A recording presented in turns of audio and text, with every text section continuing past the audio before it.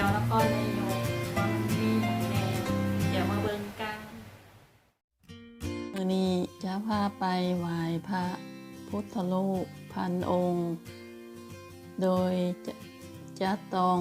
เลี้ยวไปทางตาดสาลิกา ประมาณ2 กิโลเมตร ทางเขาจะอยู่ขวามือเด้อ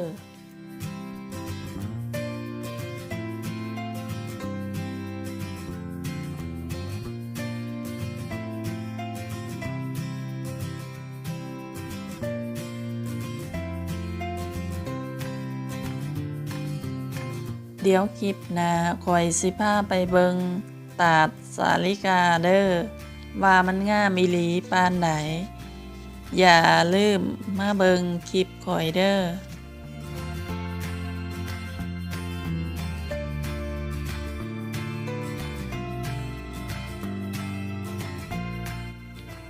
ระหว่างทางก็เบิงธรรมศาสตร์ไปก่อนเด้อแต่อย่าเบิงเพิ่นนะเดี๋ยวมันไกลทางเขา Oh no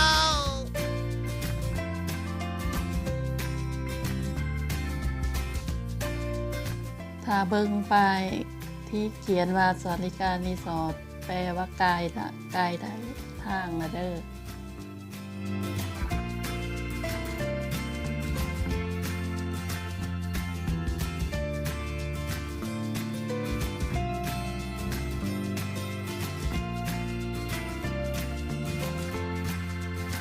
ก็มากับรถ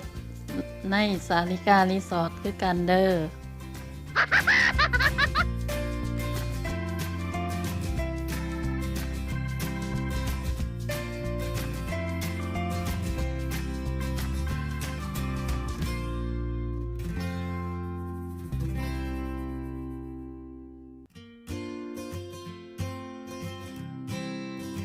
อยากให้เฮ็ดป้ายใหญ่ๆเนาะจังสิได้เบิ่งเห็นจังบ่กายทาง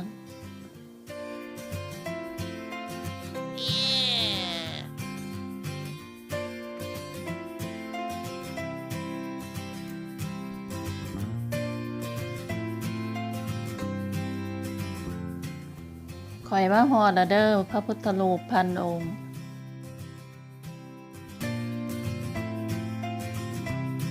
พระพุทธรูปพันองค์มีชื่อว่าพุทธอุทยานมาคะบูชาอนุสรณ์ตั้งอยู่ใกล้ๆกับทางขึ้นน้ำตกสาลิกาบนพื้นที่53 ไร่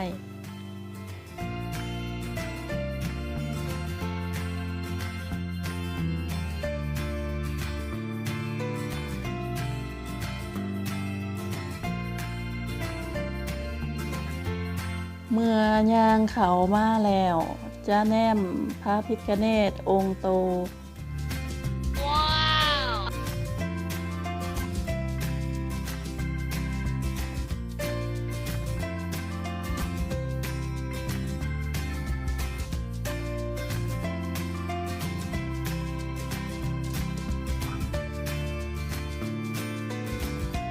พุทธอุทยานนี่เฮ็ดขึ้นในโอกาสพระพุทธสยันตีครบ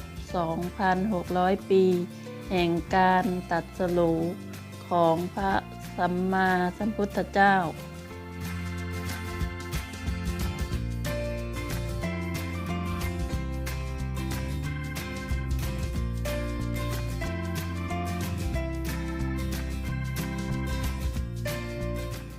จะได้เบิ่งพระประธานเป็น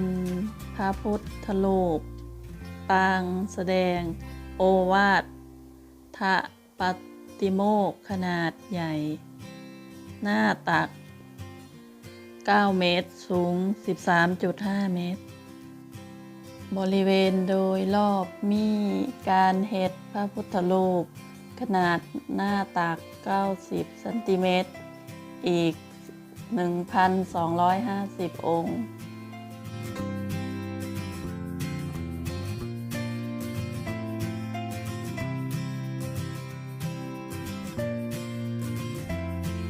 ข่อยสิมาเว้าประวัติ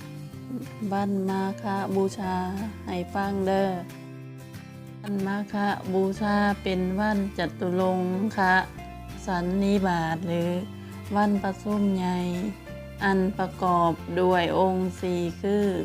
1. พระพุทธสาวกจำนวน 1,250 องค์มาชุมนุมพร้อมกันโดยที่บ่ได้นัดหมาย 2. พระพุทธสาวกล้วนเป็นผู้ที่พระพุทธเจ้าทรงอุปสมบทด้วยพระองค์เอง 3. พระพุทธสาวกทั้งหมดเป็นพระอรหันต์ 4. วันนั้นเป็นวันเพ็ญเดือนมาฆะคือพระจันทร์เต็มดวงเดือน 3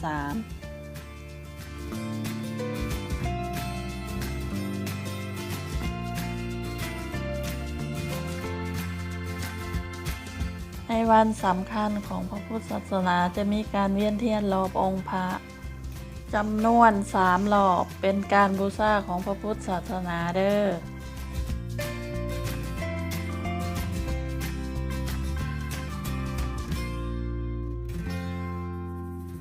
ที่เป็นหนึ่งใน9 วัด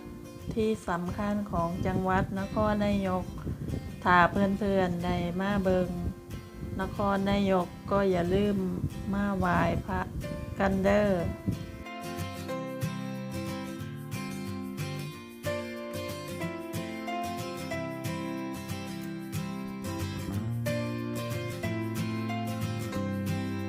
มือนี้คอยสิผ้ายางรอบองค์พระจำนวน1 รอบให้เพื่อนๆได้เบิ่งความงามว่างามอีหลีปานใดเพื่อนๆสามารถมาเบิ่งได้ตั้งแต่เวลา 8 โมงเช้าฮอด 4 โมงแลงของทุกวัน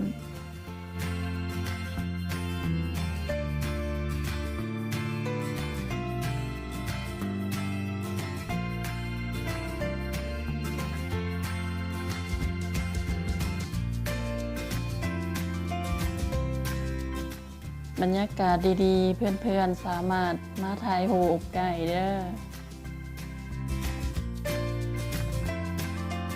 ถ้าเพื่อนๆอยากมาถ่ายรูปงามๆคอยแนะนำให้มาช่วงเช้ากับช่วงแลงจะบ่ร้อนและได้รูปงามๆหลายเด้อต่อไปขอให้สิพาไปไหว้พระพิฆเนศเด้อพระเนศองค์นี้บ่แม่นองค์เดียวกับที่อยู่ในพระพุทธรูปพันองค์เด้อที่นี่เอิ้นว่า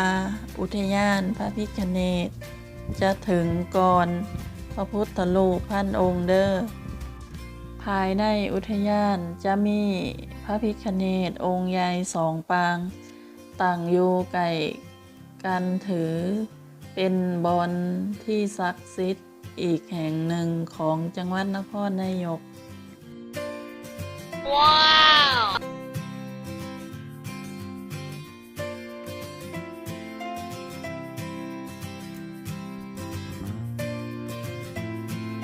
ถ้าไผได้มาเที่ยวนครนายกก็อย่าลืมมาไหว้กันเด้อ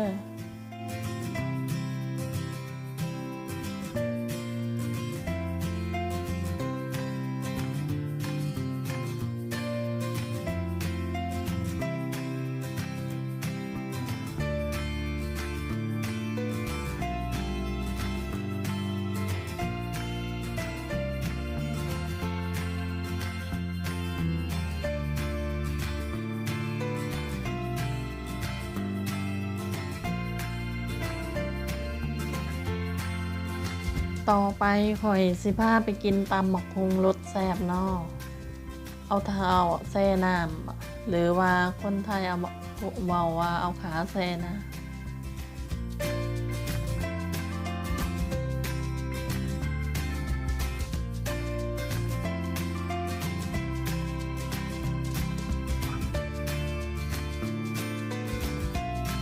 จากพระพิฆเนศไปทางเขื่อนขุนด่าน จะเบิงตาดวังตะไคร่อยู่ซ้ายมือเด้อด้านซ้ายมือของขัวก็จะมีร้านอาหารหลายเนี่ยหลายอาหารเนาะตามขัวมาอาหารสิอยู่ขัวมือเด้อ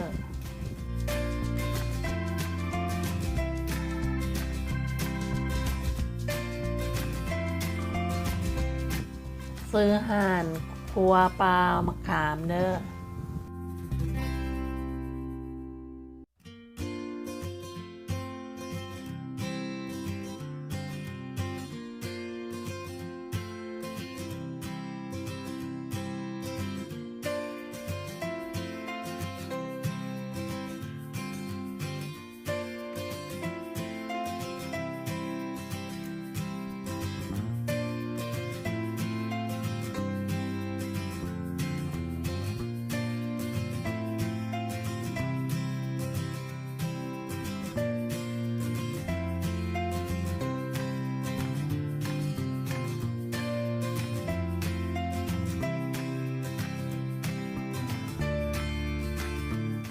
ร้านอาหารจะเริ่มเปิด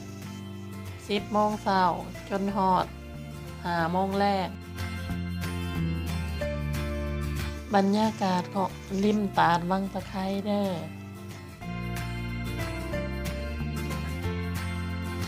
นี่คอยมาแรงแล้วก็เลยหานสิปิดเอาขาใส่น้ำบ่ได้มื้อนี้คอยสั่งน้ำตกหมูแล้วก็ตำหมักแตงพอแล้วสำนี้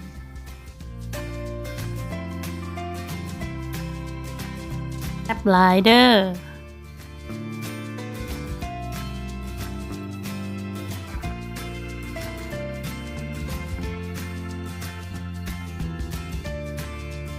ฝากกดซับสไครต์กดกระดิ่ง